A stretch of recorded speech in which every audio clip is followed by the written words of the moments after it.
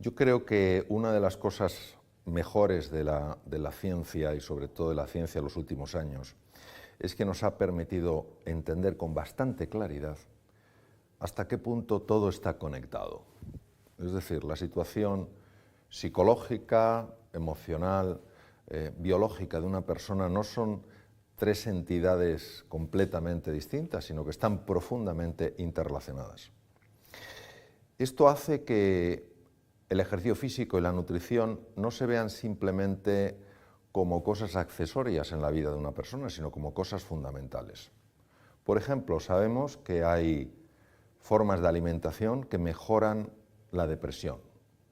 Sabemos que hay formas de alimentación que no solamente retrasan el envejecimiento y retrasan el deterioro de los tejidos, sino que además favorecen la energía y la vitalidad. Eso se conoce. Por tanto, ya la alimentación no es un simple comer, sino es estar mejor. Sabemos, por ejemplo, que durante el ejercicio físico, no solamente están ocurriendo cosas a nivel de los músculos, sino que están ocurriendo cosas a nivel del cerebro. Cuando una persona hace un ejercicio físico regular, se liberan 5 neurotransmisores, se liberan en más cantidad de lo que normalmente se liberan, y esos 5 neurotransmisores, que son hormonas intracerebrales, producen cambios muy importantes en el estado emocional de una persona. En un mundo tan cambiante, en un mundo tan variable, tan volátil, mantener el equilibrio en medio de la tormenta es algo crucial. Todo aquello que nos ayude a mantenernos equilibrados es algo que yo creo que es muy bienvenido. El ejercicio físico se sabe que potencia la memoria porque aumenta las cifras de una sustancia que se llama BDNF, y el BDNF a nivel cerebral favorece la conexión entre las neuronas. Es decir, de alguna manera estamos cayendo en la cuenta de que aquello que decían los griegos hace 2500 años, mens sana in corpore sano, ¿no?, es una realidad profundamente importante para el ser humano. En el Paleolítico los hombres caminábamos una media de 25 kilómetros diarios, las mujeres de 19 kilómetros diarios. Hoy en día el sedentarismo es causa directa de enfermedad, pero no solo de enfermedad, hablando desde el punto de vista fisiológico, físico, aumento de la posibilidad de muerte prematura, deterioro cardiovascular, diabetes tipo 2, síndrome inflamatorio, no solo de eso, estamos hablando de deterioro psicológico profundo. Por ejemplo, los cuadros de depresión clínica, mejoran con ejercicio físico. ¿Por qué? Pues porque en la depresión hay, entre otras cosas, hay una alteración de una estructura que se llama el hipocampo, se reduce volumen. Como con el ejercicio físico se libera BDNF, que es una neurotrofina que comentaba antes, aumenta el tamaño del hipocampo. El hipocampo es una estructura muy importante para controlar el miedo, para controlar la ansiedad.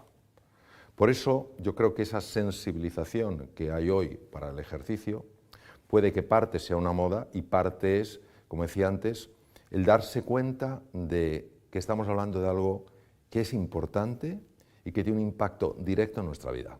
El ser humano es un conjunto de realidades complejas que se pueden distinguir pero no se pueden separar. ¿Esto qué quiere decir? Quiere decir que en la complejidad de una mano yo puedo distinguir la palma de la mano del dorso, pero yo no las puedo separar. No hay una mano que no tenga dorso, no hay una mano que no tenga palma. Entonces, siempre que hablamos de estas realidades hay que ser muy cauto, porque cada realidad, cada plano de realidad está afectando al resto. Si yo muevo la palma de la mano, inevitablemente muevo el dorso. Es decir, este plano es distinto de este, pero están íntimamente conectados. ¿Qué ocurre? Que tenemos un lío tremendo. Por ejemplo, el mundo emocional es un mundo que ha sido negado durante siglos. No se podía hablar de las emociones. Era un campo tabú, era un campo raro. Es más, en algunos entornos se despreciaba a una persona o se minusvaloraba a una persona que hablara de su mundo emocional. La sociedad nos ha condicionado, y la sociedad somos todos, a pensar que lo único importante es darle vueltas a la cabeza. Es a tener ciertas ideas fijas sobre cómo son las cosas. Y eso va en contra de nuestra realidad como seres humanos. Por eso hay muchas veces en las que se piensa lo que no se dice lo que no se piensa, se dice lo que no se siente y se siente lo que no se dice. Evidentemente esto implica un deterioro en el organismo, no solo a nivel biológico, por el poder que tienen los pensamientos en la interacción con la fisiología con el cuerpo, sino a nivel de la propia interacción entre seres humanos. ¿Por qué? Porque cuando una persona se sienta frente a otra, si no está teniendo en cuenta el mundo emocional de esa otra persona, lo va a ignorar. Pero que lo ignore no quiere decir que no exista. Que yo ignore que esa comida tiene cianuro, no quiere decir que el cianuro no esté en la comida. Entonces, esta ilusión óptica en la que vivimos hace que paguemos un precio enorme. ¿Los planos interactúan? Sí, pero hay una gran disonancia entre muchos de ellos. Para crear la figura de un líder, este hombre es un líder, esta mujer es una líder, yo hablaría de un verbo, el verbo liderar. Es decir, mucho más desprovisto de una personalización en alguien en concreto y mucho más en una forma de ser y de estar en el mundo. Porque si hay un verbo liderar, quiere decir que todo el mundo puede en algún momento liderar. No tiene que ser específicamente esta persona el líder, específicamente esta persona la líder.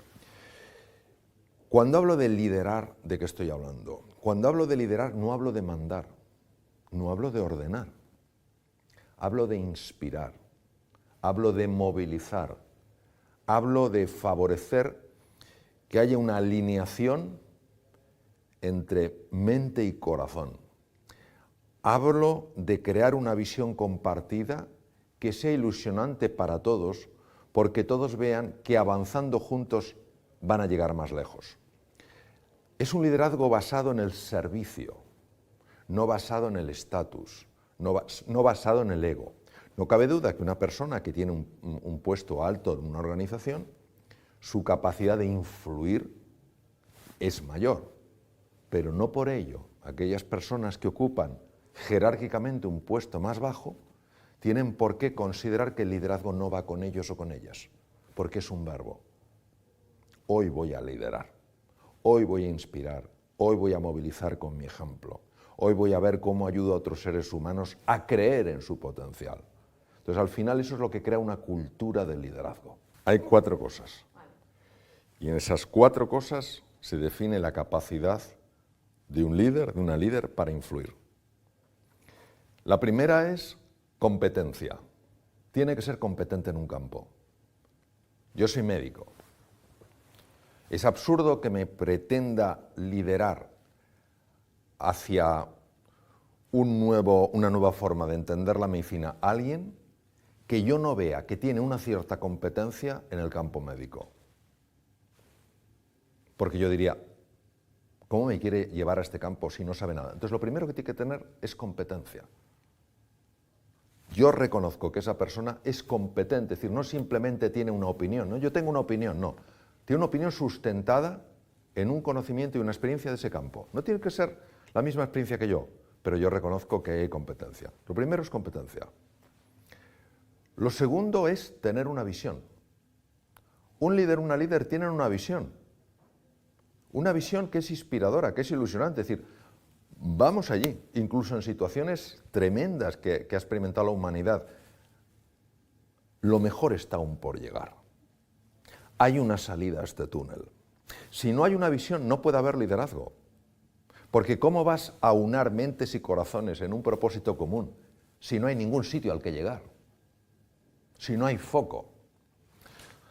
El tercer elemento ha de ser una persona con carácter. ¿Qué es carácter? Ha de ser una persona que cuando yo esté con ella la vea como alguien fiable, como alguien íntegro, como alguien coherente, como alguien que no tiene por qué ser perfecto, pero que busca siempre hacer lo que dice, como alguien que mueve con su ejemplo. Si yo veo que esa persona no tiene carácter, pero tiene una gran visión, mira, vamos a ir a este mundo fantástico, vamos a crear una nueva forma de desarrollo de la medicina, y digo, sí, esta persona es competente, tiene una visión interesante, pero no me fío un pelo de ella. Ninguno viajaríamos al mejor lugar del mundo si pensáramos que viajamos con la persona inadecuada. Entonces, el tercer elemento es el carácter. Tenemos competencia, tenemos visión, tenemos carácter. ¿Cuál es la cuarta? El cuarto elemento es la química. No hay manera de liderar si no se puede conectar con otro ser humano. Si yo estoy frente a una persona que es competente, que tiene una visión, que es fiable, pero que yo no me siento para nada cómodo a su lado, que no tengo la sensación de sentirme entendido por él o por ella, es muy raro que yo lo dé todo en ese proyecto, en ese viaje. Entonces son esas cuatro cosas. Eres competente, tienes una visión, estás desarrollando un carácter que te convierte en alguien fiable, te importa conectar con las otras personas. Si tienes estas cuatro cosas, el liderazgo es natural. Porque el liderazgo no se fuerza, el liderazgo sucede. Hay muchos líderes que yo conozco en distintos entornos y que ellos no se ven como líderes, pero todo el mundo les ve como líderes. Aquel que dice, yo soy el líder, me tenéis que seguir, no sabe de qué va la historia. No sabe de qué va la historia. O sea, el líder no impone, el líder atrae. ¿Y cómo atrae? Por su forma de ser y de estar en el mundo. Claro, trabajar estas cuatro cosas, eso es un desafío. Por eso hay tan pocos líderes de verdad. Ahora, cuando tú ves un líder, el impacto es inmediato. Es como cuando ves un oasis en medio del desierto. Todo el mundo es atraído hacia ahí. Hay un debate continuo, esto es, como la cuestión infinita, ¿no? Nace, se hace... Lo que sabemos es lo siguiente, hay personas que nacen ya con una capacidad más desarrollada que otros para influir. Su forma de hablar, su forma de mirar, su forma de hacer frente a los desafíos, hace que otras personas consideren admirable esa forma de estar. Y se ve en niños muy pequeñitos. Uno de mis maestros, el profesor Davidson, demostró que existen características cuando se nacen que hacen que, de alguna manera, una persona sea más atrevida en la vida. No podemos imaginarnos un líder que no sea atrevido, que no, una mujer que no sea atrevida y decir, eso es una líder. No, tiene que haber ese elemento de riesgo. Ahora, también sabemos, gracias sobre todo a los conocimientos modernos de neuroplasticidad, que hay una capacidad entrenable enorme, de tal manera que cuando uno toma conciencia de que todos somos llamados a ser líderes, no para aparecer en periódicos o en televisiones, sino para ayudar a otros seres humanos a alcanzar su potencial, alguien que aparentemente nació con menos capacidades para liderar puede llegar a niveles sorprendentes. Un ejemplo muy clásico es el de Gandhi. Mohandas Gandhi, Mahatma quiere decir alma grande, que se llamaba, pero su nombre es Mohandas Gandhi. Él ejerció la abogacía. No ganó un solo pleito. Él ejercía como abogado, se formó en Londres, ejercía como abogado en Bombay. No ganó un solo pleito. ¿Por qué? Porque para un abogado es fundamental en un pleito tener retórica, capacidad de convencer, capacidad de influir. Un hombre pequeñito, delgado, encogido, con una voz callada. Pero en un momento determinado él se dio cuenta, cuando fue a Sudáfrica para ayudar a un pariente suyo con un problema legal, se dio cuenta de que hacía falta un resurgir, un renacer, un reinventarse. Cayó en la cuenta y el hombre empezó a transformarse y alguien que no movió a un solo juez con su palabra, movió un mundo entero con su forma de ser y estar en el mundo. Entonces, ¿qué quiere decir? Que esto es así. Es decir, ser líder o no ser líder no es una definición. Es una posibilidad de ser y de estar en el mundo. Entonces, aquella persona que dice, yo no nací líder, yo nací seguidor. Bueno, lo que decía Henry Ford, tanto si lo crees, que si crees que puedes o crees que no estás en lo cierto, si tú mismo ya... Pero claro, es muy importante hacer énfasis en este tema. Uno no lidera para mandar, uno lidera para servir. Entonces, claro, no, yo quiero ser líder para tener seguidores. No tiene ni idea de lo que es un verdadero líder. Esa persona quiere mandar. El concepto de reinventarse es complejo de explicar con palabras, entonces voy a utilizar una imagen. Y de hecho fue la misma que utilicé en la portada del libro Reinventarse tu segunda oportunidad. Un gusano tiene una forma de ser y de estar en el mundo. Se arrastra, tiene un color, tiene unas patas, tiene un determinado número de ojos, y para él es posible una serie de cosas, pero no son posibles otra serie de cosas. Por ejemplo, para un gusano es posible arrastrarse por el suelo, subir por una ramita, pero no es posible saltar de rama en rama sin caer al suelo. Llega un momento en el que algo en el gusano le dice que es el momento del despertar.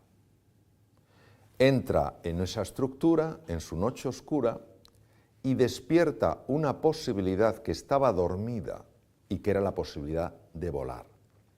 Cuando el gusano se transforma en mariposa, siendo el mismo ser, ya no tiene la misma forma de ser y de estar en el mundo. Lo que para el gusano era imposible, saltar de rama en rama, para la mariposa ahora es fácil.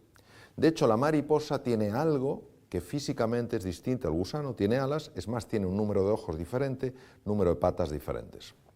Cuando yo hablo de reinventarse en relación al ser humano, hablo de aflorar la verdadera realidad del ser.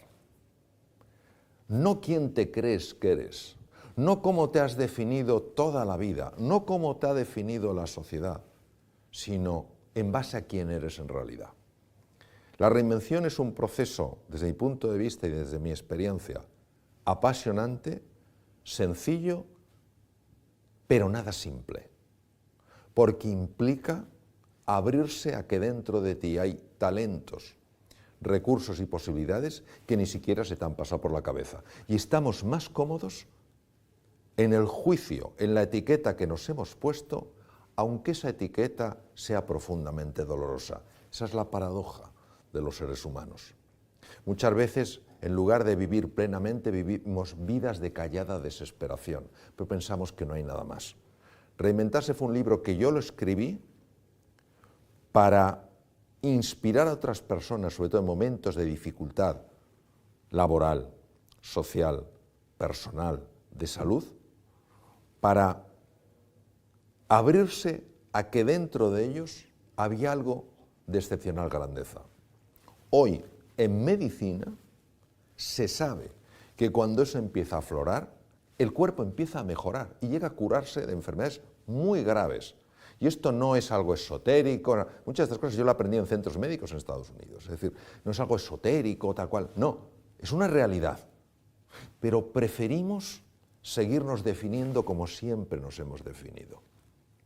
Preferimos no atrevernos a salir de nuestra zona de confort.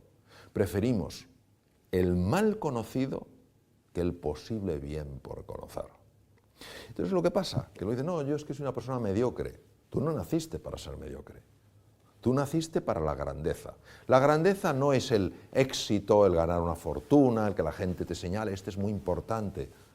La grandeza es vivir de acuerdo a quién eres. Y no hay un solo ser humano que en su interior no tenga grandeza. La mayor parte de los seres humanos, intuyo, sospecho, que se mueren con la música dentro. Nunca la han oído sonar. Yo trabajo mucho con personas en el mundo del emprendizaje. Y hay dos conceptos, uno que es el entrepreneurship y el intrapreneurship. Entonces, a veces se piensa que el ser un emprendedor es montar tu propia empresa. Yo creo que puedes ser un emprendedor en tu empresa, aunque no la hayas creado tú. Trabajes de lo que trabajes, aunque tengas el trabajo más sencillo. ¿Y cómo eres un intraemprendedor? Dando iniciativas, haciendo propuestas de mejora, viendo de qué manera lo que hay puede ser llevado a otro nivel. Nadie que no piense que en su interior hay creatividad, inteligencia, capacidad de aprender, se atreverá a mirar más allá de lo inmediato. Entonces, ¿cómo puede influir aflorar la grandeza del ser humano? Pues ¿cómo puede influir en la economía de un país descubrir que están encima de una mina de diamantes? Pues influye mucho. Entonces, claro, una persona que se reinventa, una persona que se redescubre, que se redefine, es una persona mucho más serena, mucho más alegre, mucho más confiada, mucho más vital, mucho más compasiva, mucho más creativa y mucho más sabia. Claro, si yo tengo esto en mi empresa, obviamente la expresión de eso es una mejor forma de trabajar, una manera más eficiente de hacer las cosas, unos objetivos más apasionantes y una forma de colaborar mucho más agradable. Yo diría que hay dos cosas que son fundamentales. No digo que sean las únicas, sí son fundamentales. Es decir, el edificio se sostiene con esos dos pilares. Ahora, si quieres sostenerlo más, necesitas otros pilares. El primer pilar es dejar de juzgar. Nosotros cuando juzgamos, tanto a los demás como a nosotros mismos, vemos con absoluta claridad que lo que nosotros estamos pensando y diciendo de esa persona es que es así. Y no nos damos cuenta que nuestros juicios son la pura expresión de condicionamientos previos y de experiencias pasadas. Yo recuerdo una vez, en un evento que estuve con médicos norteamericanos que querían montar una cosa en España, estaba yo operando y recuerdo que una enfermera que estaba circulando, una enfermera circulante, hizo un comentario muy poco amable sobre los norteamericanos. Y yo le dije, ¿cuántas veces has estado en los Estados Unidos? Me dijo, ninguna ni me hace falta. Pero hablaba como si los conociera perfectamente. Pero esto no es ella, somos todos. Entonces, primero dejar de juzgar y empezar a observar con verdadera curiosidad. En lugar de decir, este es un impertinente. Cambiar el chip. Yo sé que es muy difícil porque nuestra reacción es inmediata por condicionamientos previos. Es decir, ¿qué le habrá llevado a decirme esto? Entonces, cuando tú cambias el chip y tomas una mirada curiosa en lugar de una mirada enjuiciadora, ves lo que normalmente no verías. Nuestro problema es la capacidad o la velocidad de la reacción ante cosas que interpretamos como provocaciones o ofensas. Estamos hablando en el sentido común de la palabra, ¿no? El segundo elemento que creo que es muy importante es aprender a valorar lo que estamos haciendo en el momento en el que lo estamos haciendo y no estar valorando sobre todo a dónde nos va a llevar eso que estamos haciendo. Cuando tú ves una persona que realmente está en el momento, disfrutando del momento, disfrutando de lo que está haciendo, es que es una expresión de alegría, de ilusión y de entusiasmo, que inevitablemente le lleva a un resultado mejor, pero no está pensando en el resultado, está disfrutando del momento. Por cómo está construida lo que se llama la mente dualista humana, estamos siempre en el pasado y en el futuro. Entonces, es que si hubiera hecho ayer lo que tenía que hacer hoy no tendría el problema. O podré en el futuro resolver lo que tengo. Y dejamos de estar aquí. Entonces, en el momento en que la atención la fragmentamos, la dispersamos, perdemos toda la capacidad de descubrir cómo mejorar eso en lo que estamos. Nosotros hablamos mucho de la importancia del talento. Pero creo que nos equivocamos cuando nos preguntamos dónde está el talento. Y tendemos a pensar que el talento está en la cabeza de una persona. Esa persona es muy talentosa, genera grandes ideas. Desde mi punto de vista, el verdadero talento de una persona está en su corazón. ¿A qué me refiero? No me refiero a nada azucarado.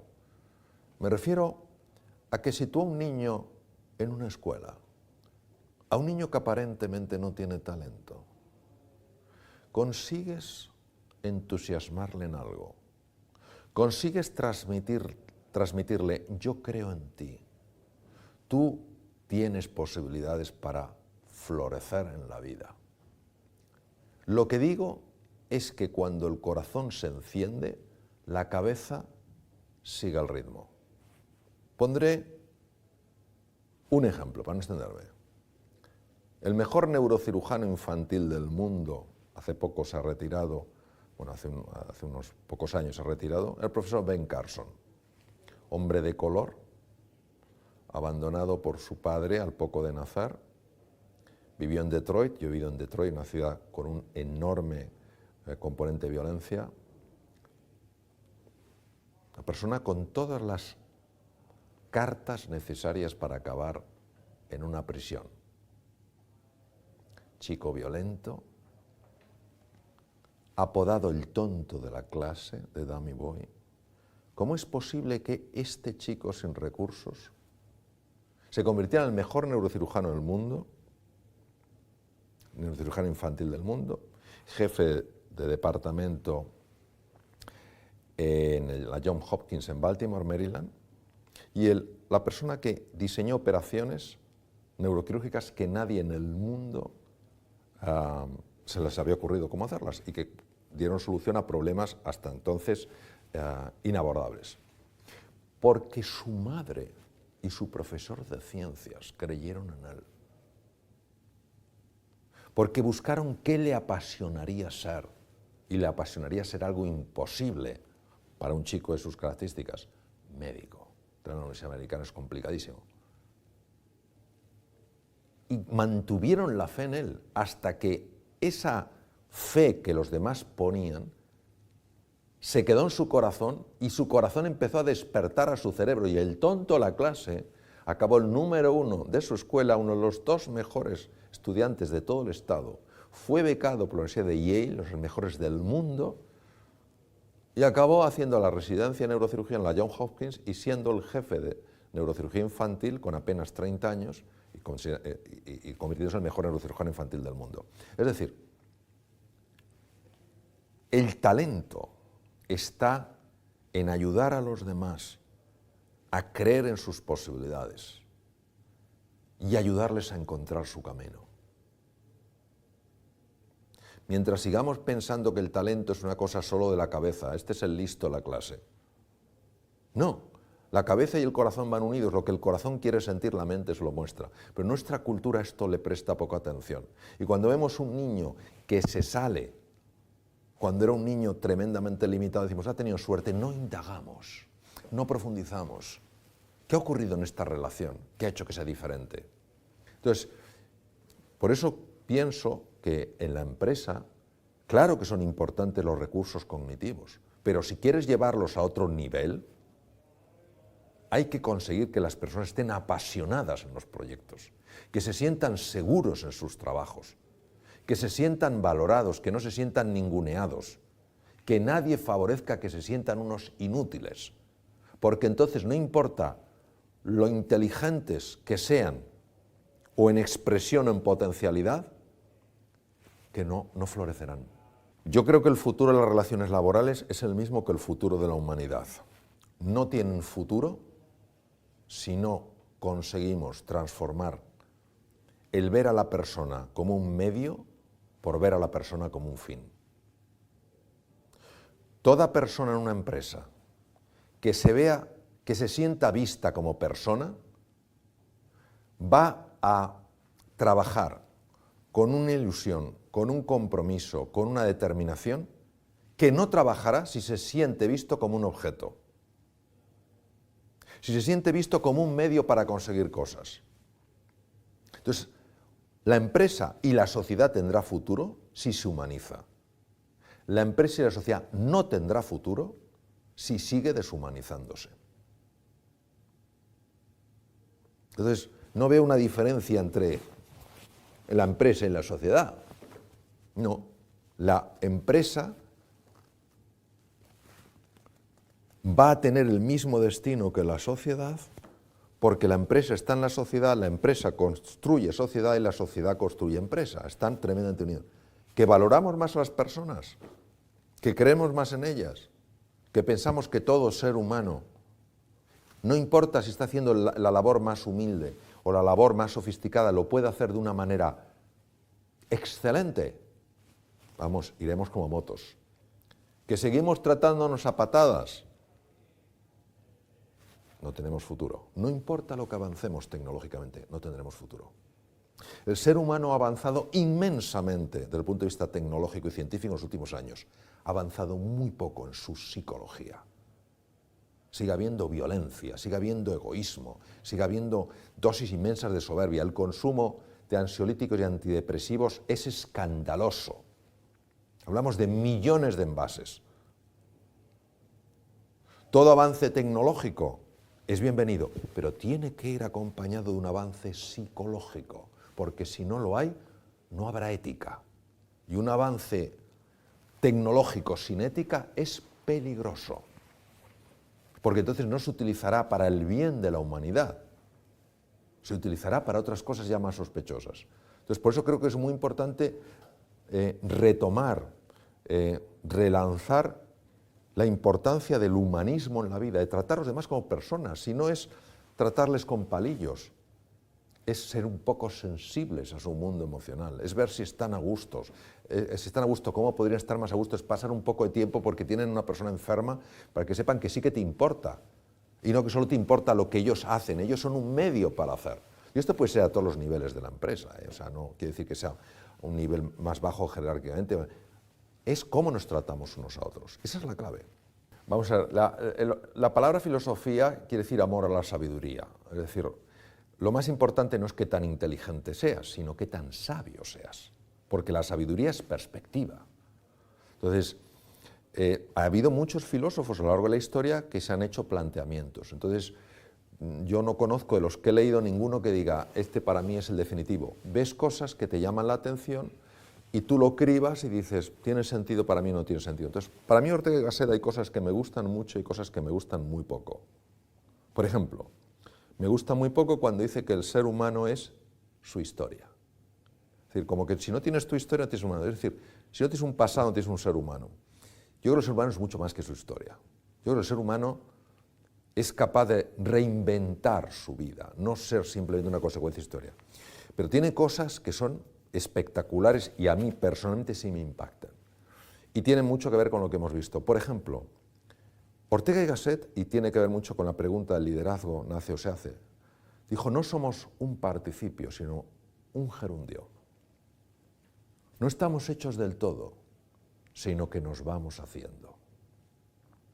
La neuroplasticidad, el descubrimiento de que las neuronas sí se pueden regenerar en ciertas partes del cerebro, que sí se generan nuevas conexiones en todo el cerebro, es un hallazgo moderno, pero ya las palabras de Ortega de alguna manera estaban intuyendo que esto era una realidad.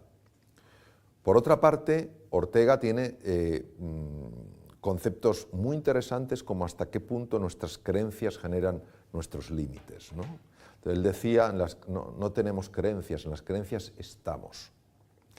Esto desde el punto de vista de la salud es muy importante. Las personas que creen que se pueden curar de una enfermedad, lo creen de verdad, no intelectualmente, lo viven, sabemos que tienen más opciones de salir adelante que las que no lo creen. Lo sabemos. Sabemos que el sistema inmune es mucho más activo. Las personas que creen que tienen una opción, nadie tiene una seguridad de ganar una batalla, pero sí que tienes muchas más opciones. Entonces, a mí me gustan muchas de las cosas que dice Ortega porque para mí tiene una gran profundidad. A mí la profundidad me gusta y ver personas que hablan de eso. No compro todo lo de Ortega porque hay cosas que me dan la sensación de un tinte un poco pesimista del ser humano. Pero es mi apreciación, estamos hablando de el filósofo más grande que en España, fue una persona muy reconocida en Alemania, muy reconocida internacionalmente. Sus artículos periodísticos tuvieron un impacto enorme porque la parte filósofo era un grandísimo periodista. Entonces, hablamos de uno de los grandes. Entonces, yo creo que estas personas tan destacadas, lo bueno es que nos lanzan una especie como de impactos que nos invitan a reflexión, porque decimos, yo no sé nada de esto, pero esto me suena a verdad. Esto me mueve dentro. Entonces, sí, yo creo que fue una persona muy destacada y a mí muchas de sus cosas efectivamente me gustan mucho. Yo les diría lo que les digo a mis 3 hijos. Vamos a ver, o lo que de alguna manera quiero transmitirles. Hay que distinguir el triunfo de la felicidad. ¿Vale?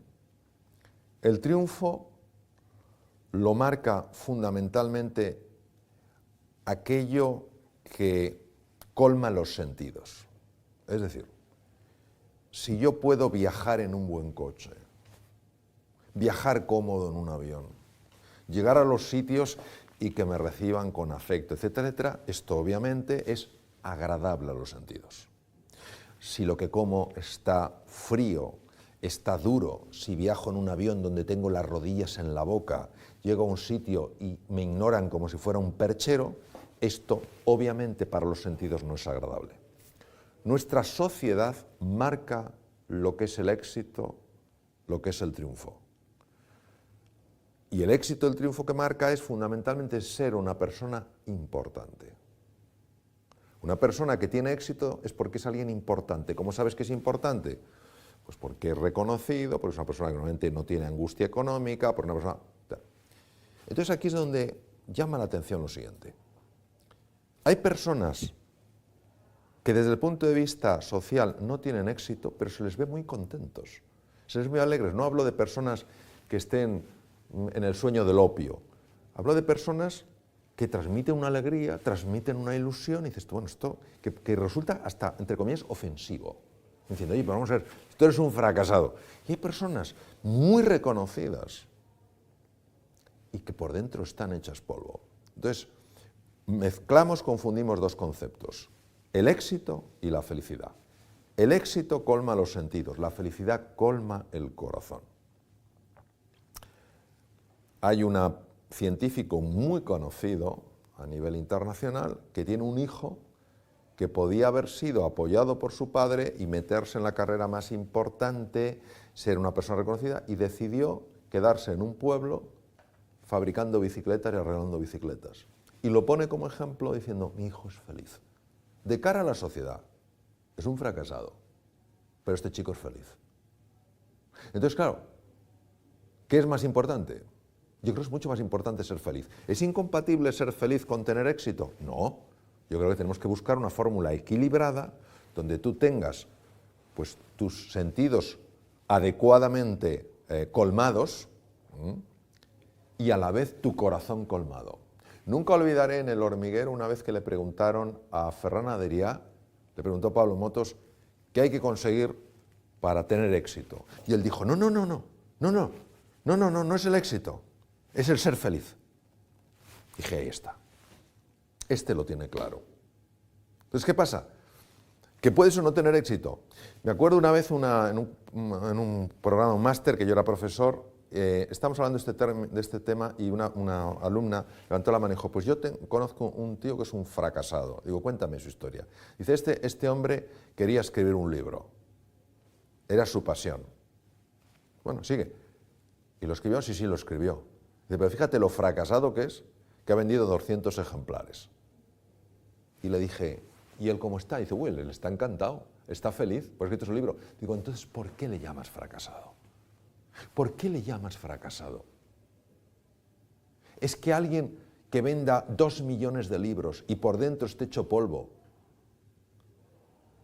puede considerarse exitoso, y el que ha vendido 200 y está feliz puede considerarse fracasado.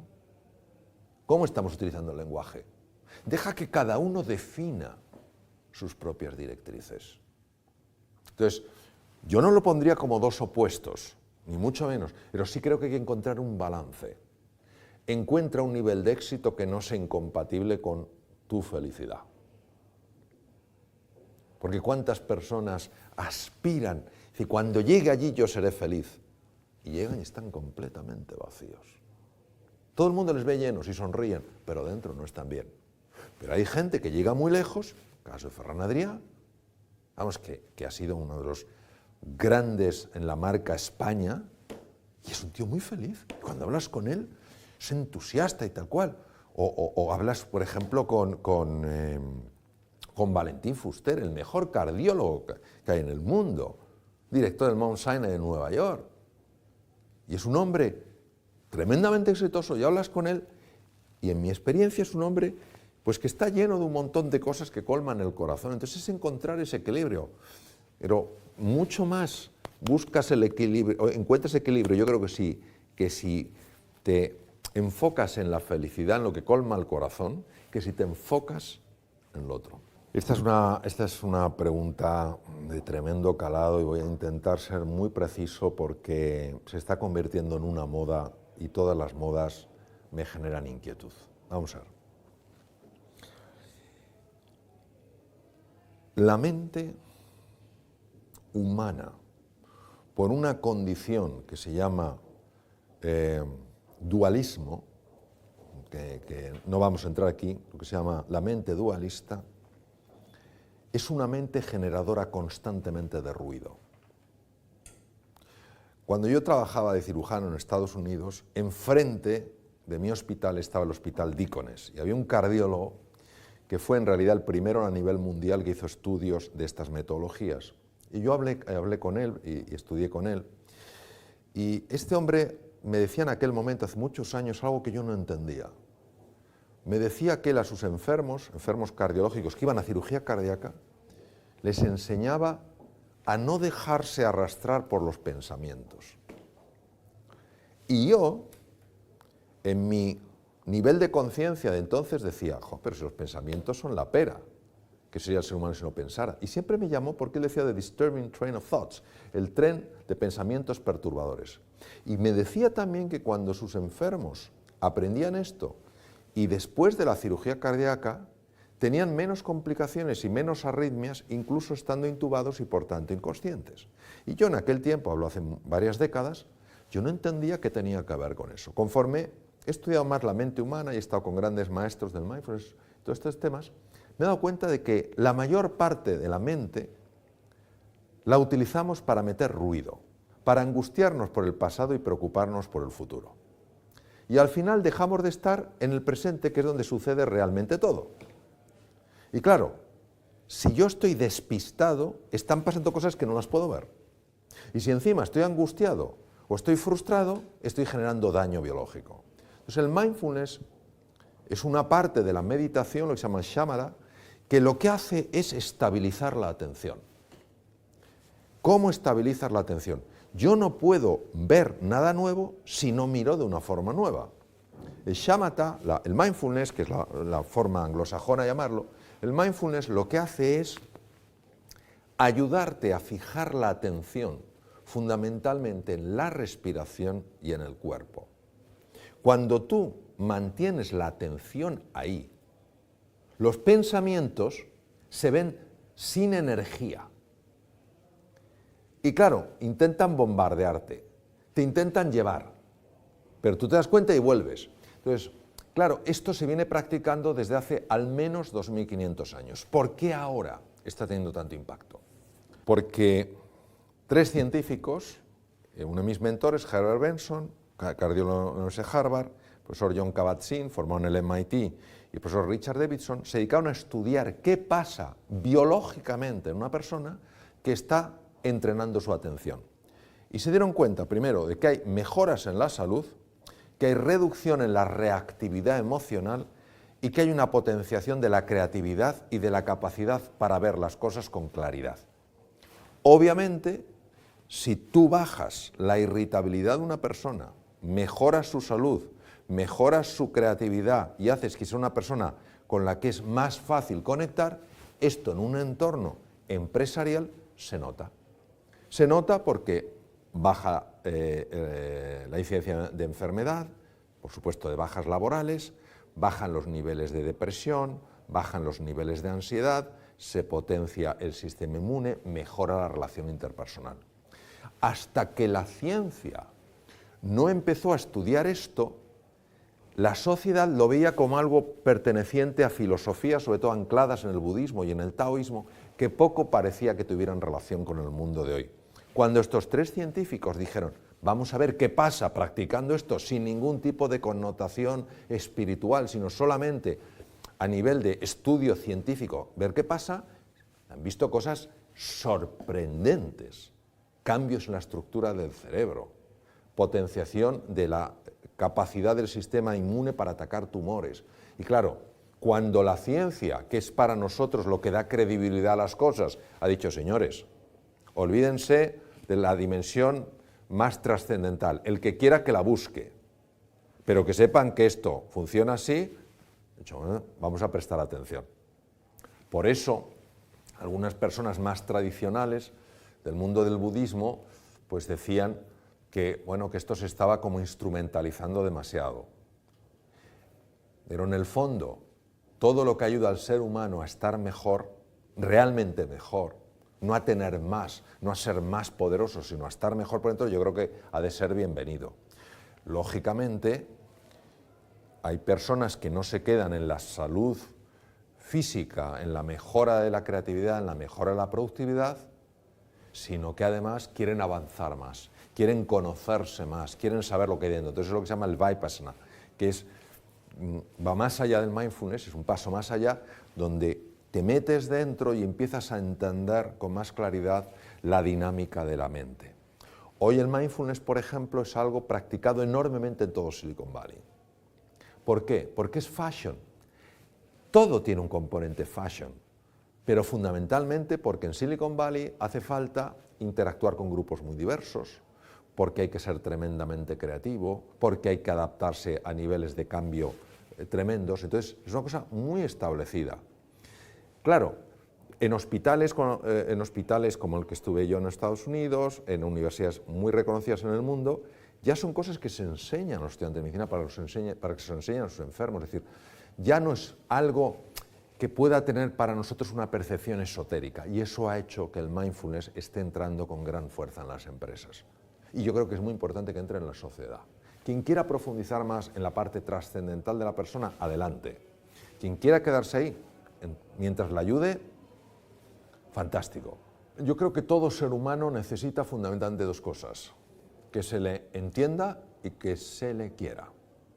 Punto. Cuando una persona se siente entendida, no digo no solo que note que se le está escuchando, sino que se sienta entendida, es una persona que nota una liberación interior tremenda. Esta persona me comprende. Aunque luego hagas, sí, te comprendo, pero voy a hacer una cosa diferente, pero ya se sintió comprendida. Es más, este se considera hoy en día que es el elemento, por ejemplo, en psicoterapia más importante, que la persona se sienta realmente comprendida. Entonces, yo creo que este punto y el querer a los demás, tratarles con afecto, marca una diferencia enorme. Claro, en este mundo donde cuando hablamos del amor parece que es algo de rosita y blandito y tipo merengue, no entendemos la fuerza transformadora del amor. La fuerza transformadora del amor es sencillamente la capacidad de ver en el otro ser humano no alguien que piensa distinto que tú, que es de un partido político diferente del tuyo, que tiene una cultura distinta, sino ves que él también o ella también están enfrentándose a preocupaciones en su vida, que tienen angustias, que quieren ser felices, que no saben cómo salir del atolladero. Cuando tú ves la humanidad en otro ser humano, la misma que tienes tú, les tratas de una manera diferente, porque ya no son una etiqueta. No, es que este es de tal, es que este es de izquierdas, es que este es de derechas, es que este es de centro, es que este es de ese país, es que este otro... No, esas barreras se diluyen y ves la humanidad. Cuando una persona se siente mirado como ser humano, nota cosas diferentes a como se siente uno mirado cuando se le mira en su etiqueta. Claro, esto lo que pide es una revolución interior, porque no es fácil, no es cómodo. Y tenemos la sensación de que lo que nos da fuerza es etiquetar. No, etiquetar lo que nos hace es débiles. Y en un mundo tan global, con culturas tan diferentes, donde nos necesitamos entender, porque si no, no salimos adelante, tenemos que caer en la cuenta de que hay otra forma de vivir, en la que se produciría muchísimo más, vamos, porque seríamos mucho más creativos, en la que disfrutaríamos mucho más, en la que viviríamos más en términos literales, y en la que experimentaríamos un mundo con una paz, una serenidad que nada tiene que ver con la actual. Es decir, es un mundo posible, no es un mundo ilusorio. Ahora pide de nosotros una transformación radical. Un decir, oye, voy a empezar por mí mismo. ¿A quién estoy etiquetando? Voy a darle... Nunca olvidaré lo leí, un entierro en los Estados Unidos, donde, bueno, allí, pero un funeral, entierro y funeral. Allí en Estados Unidos son muy dados a los speeches, ahora estándose más en España, empiezan a hablar y tal. Hace unos años esto era desconocido en España, pero allá pues va a hablar la hija, va a hablar el marido, va a hablar la mujer, es una cosa, muchas veces dice, por favor, que no me toque más el corazón. En Estados Unidos iba siendo eso muy habitual desde hace muchos años. había fallecido un hombre en una oficina que era considerado el tipo gris. O sea, todos pensaban que, vamos, que ese hombre era todo lo contrario a la creatividad, a la imaginación. Era, nada, una persona que se... Cuando fueron al funeral, y la viuda empezó a declamar poesías que su marido había escrito. Y estos compañeros de la oficina, que la habían etiquetado toda la vida como un tipo gris, empezaron a llorar, porque eran tan conmovedoras las poesías. ¿Cómo es posible que la hayamos tenido tan cerca y no hayamos visto ese talento? Y aquí vamos a un filósofo francés, ganador de premio Nobel, Jean-Paul Sartre. Yo soy como tú me miras.